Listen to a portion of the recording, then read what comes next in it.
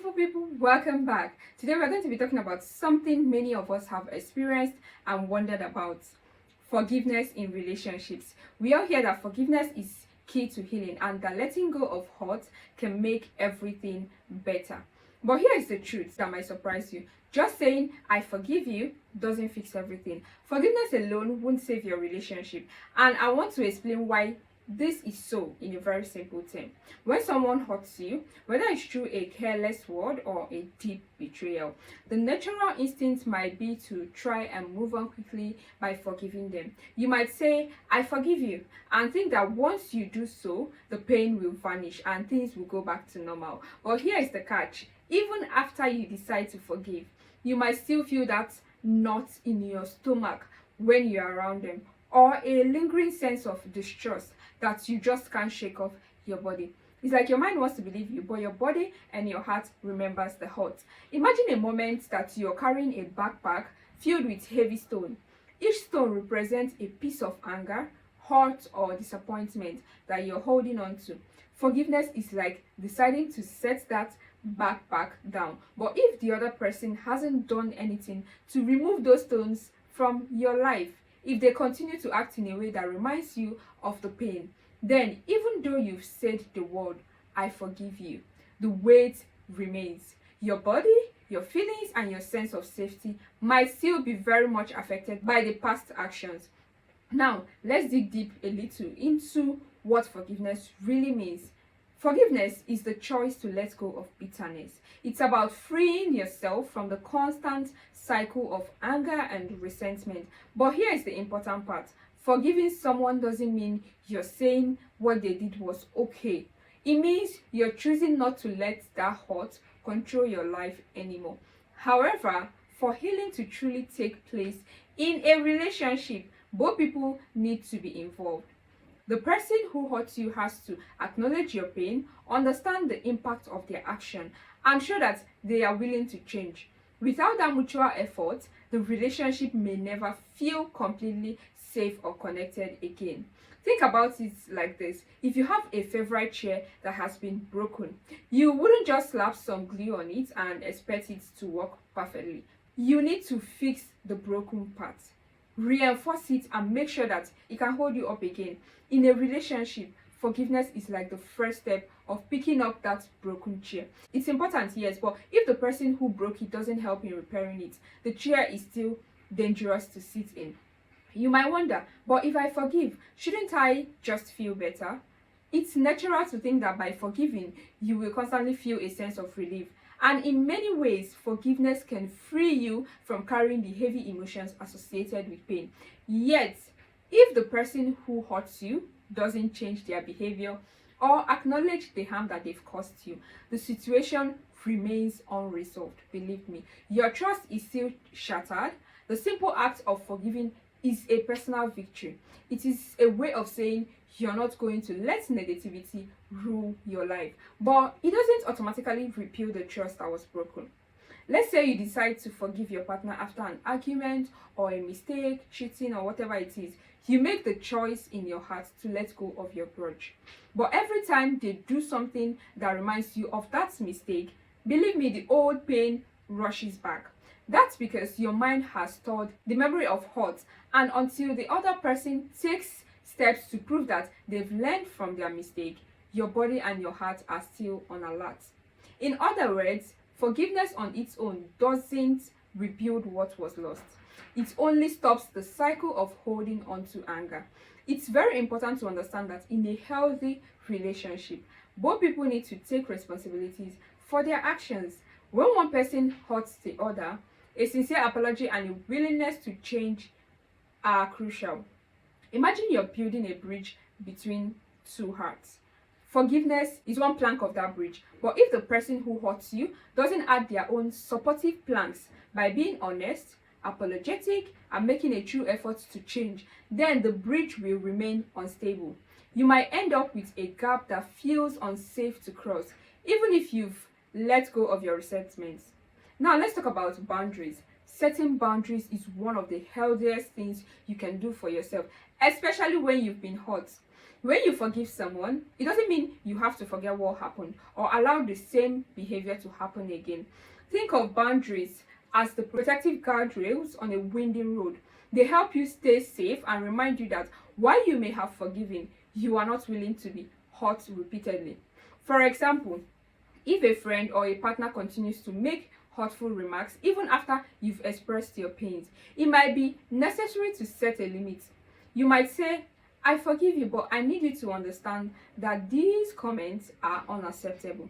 If they continue, I need to step away for my own well being. This isn't about punishing the other person. No, it's about caring for yourself and ensuring that you remain in a healthy space. Forgiveness without boundaries can sometimes leave you vulnerable to being hurt again. There is always the issue of rebuilding trust, and that takes time, believe me. Trust is like a delicate flower, that can be easily trampled. Once it's broken, you have to nurture it carefully. When someone hurts you, your natural reaction might be to quickly say, I forgive you. But trust isn't rebuilt overnight. It requires consistent, genuine change from the person who caused the pain. Their actions must match their words. If they say they are sorry but nothing changes, then the trust remains fragile. For instance, consider a situation where you've forgiven someone for a mistake at work. You tell yourself that you're moving past it, but then that person repeats the same error, or worse, dismisses your feeling. How will you feel? Every time that happens, your body remembers the old hurt and your trust in them slowly erodes again. It's like trying to patch a leaking boat with a simple piece of tape. You know, when a boat is leaking, you bring tape to patch it. Unless the source of the leak is fixed, there is always dangers of sinking. It's also important to understand that forgiveness is not about excusing bad behavior. It's not about forgetting the past or pretending nothing happened. Forgiveness is a personal choice, a way for you to free yourself from the burdens of holding on to pain. But if the other person doesn't join you in acknowledging what went wrong in the conflict, the process remains incomplete. Real healing happens when both people work together to repair the damage. Now, let's even imagine a scenario where someone continuously hurts you without ever really taking responsibilities. Even if you say, I forgive you, deep down, you might feel that something is still very off. You might find yourself wondering if you made the right decision or feeling a constant tension when they are around. That's your inner voice reminding you that trust wasn't rebuilt. It's a signal that while you have to let go of the grudge, the other person hasn't done the work necessary to restore the relationship. In relationships, whether they are romantic, familial, or friendships, forgiveness is essential. It helps you move forward and frees you from carrying bitterness. But at the same time, forgiveness alone isn't enough. If the relationship is to be healthy and fulfilling, both people need to actively participate in the healing process. The person who hurts you must be willing to acknowledge your pain, show remorse, and take steps to change their behavior. Without that, the cycle of hurt may continue, leaving you stuck in a loop of emotional tension. Now, let's talk about the idea of walking away. This is a very sweet part. Sometimes after forgiving someone, you might realize that the relationship can't be repaired because the other person isn't willing or able to change. It's one of the hardest decisions to make, but it might be necessary for your own well-being. Walking away doesn't mean that you don't care about that person or that you haven't forgiven them. It actually means that you are choosing to protect yourself, your mental health, from further harm. Your heart knows when it's not safe to keep investing in a relationship that only brings pain. This decision isn't about abandoning the other person, it's about honoring your own worth. If someone continues to hurt you without showing any sign of learning or improvement, you deserve to be in an environment where you feel respected and feel very safe. It's okay to set firm boundaries. It's very okay. And sometimes that means stepping back or even leaving the relationship entirely. Your well-being matters, and sometimes forgiveness is just one step in a longer journey towards healing and self-respect. It's also worth mentioning that healing takes time. Whether you are the one who was hurt or the one who caused the hurt, rebuilding trust is a very slow process. When you've been hurt, your feelings might not vanish immediately after you forgive. You might have moments of doubt, or times when the old pain resurfaces unexpectedly. That's completely normal. Healing isn't linear. There will be ups and downs, and every relationship has its own timeline for recovery. For those who have caused hurt, it's important to understand that saying I am sorry isn't enough. You need to show it. Apologizing is just the beginning. For you to truly mend the wounds, you need to show through your actions that you are committed to change. This means listening when the other person talks about their pain, validating their feelings, and being patient as they heal. You need to prove that you are willing to work on yourself, not just for the sake of the relationship, but because you care about the other person's well-being as well. Sometimes people might feel that by forgiving quickly they are doing the right thing, but my loves, that's a big lie.